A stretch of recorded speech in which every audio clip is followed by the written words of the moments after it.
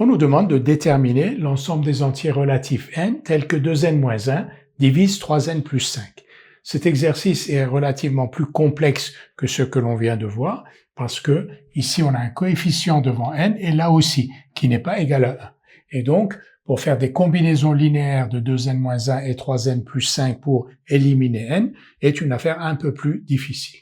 On va le faire, donc on va dire, si 2n-1 divise 3n plus 5, comme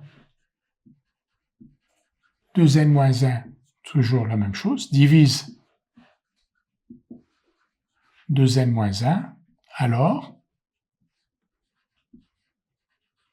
et là on va écrire 2n-1 divise, et on va prendre, calculer, déterminer une combinaison linéaire de 2n-1 et de 3n plus 5 où il n'y ait pas de n. Comment on va faire? On va par exemple considérer 2 fois 3n plus 5, donc combinaison linéaire à coefficient dans z bien entendu. 2 fois 3n plus 5 moins 3 fois 2n-1. Si 2n-1 divise 3n plus 5, si 2n-1 divise 2n-1, alors 2n-1 divise 2 fois 3n plus 5 moins 3 fois 2n-1. Il divise n'importe quelle combinaison linéaire à coefficient dans z de 3n plus 5 et de 2n-1. Et là, donc 6n moins 6n, donc on a bien choisi notre combinaison linéaire pour éliminer n, et ici 10 plus 3, 13. Donc si 2n-1 divise 3n plus 5, alors 2n-1 divise 13. Dans les autres exercices, on avait fait le cheminement inverse, la réciproque, c'est-à-dire qu'on avait montré que si 2n-1 divisait 13, alors 2n-1 divisait 3n plus 5. Et là, c'est beaucoup plus compliqué à obtenir ce résultat-là. Donc on va s'en tenir à cela. On a déjà un très bon résultat. On sait que si 2n-1 divise 3n plus 5, alors 2n-1 divise 13. Et 13 n'a pas beaucoup de diviseurs. On va le voir. Les diviseurs de 13 sont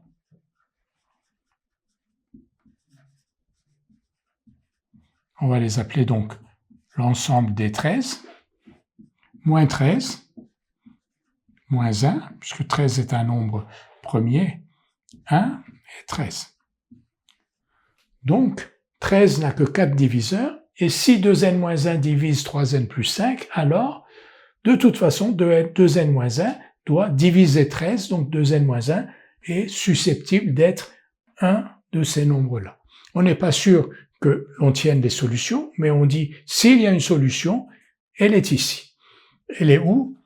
Elle est dans 2n-1, qui est donc égal à moins 13, moins 1, 1 ou 13. Si 2n-1 égale moins 13, moins 1, 1 ou 13, n est égal à, et ici, n moins 6. Pourquoi moins 6? Parce que 2n est égal à moins 12. 2n égale à moins 12, ça donne n égale moins 6. 2n moins 1 égale moins 1, ça donne 2n égale 0, donc n égale 0. 2n moins 1 égale 1, ça donne 2n égale 1, plus 1, 2, donc n égale 1.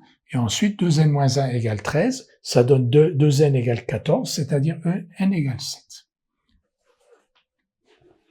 Donc les seules solutions possibles, donc les seules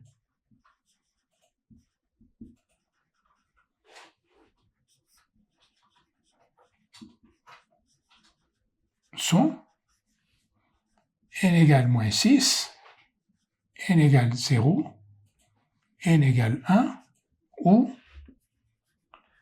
n égale 7. Mais on ne sait pas si n égale moins 6, n égale 0, n égale 1 ou n égale 7 conviennent. Pour le savoir, vérifions pour chaque valeur de n si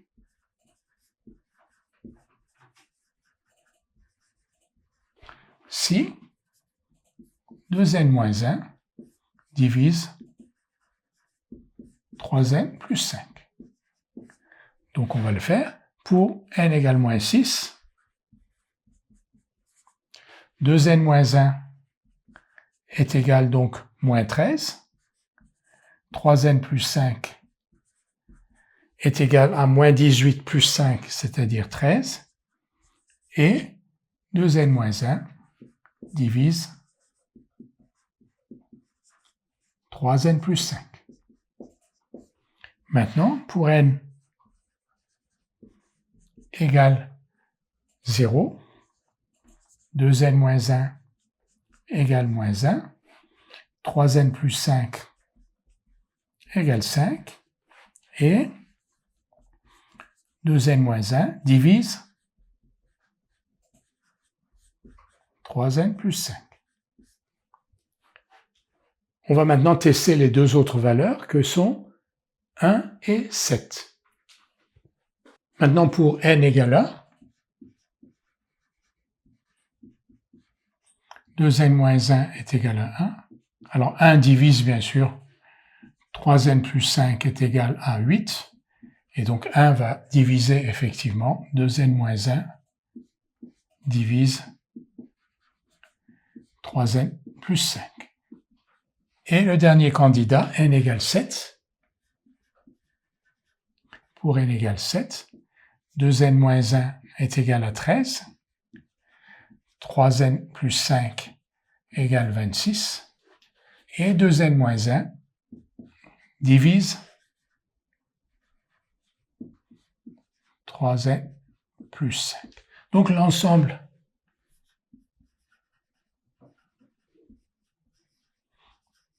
des entiers relatifs tels que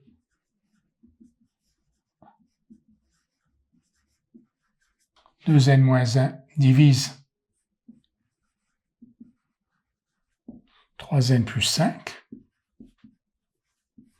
et l'ensemble S égale donc à moins 6, 0, 1 et 7.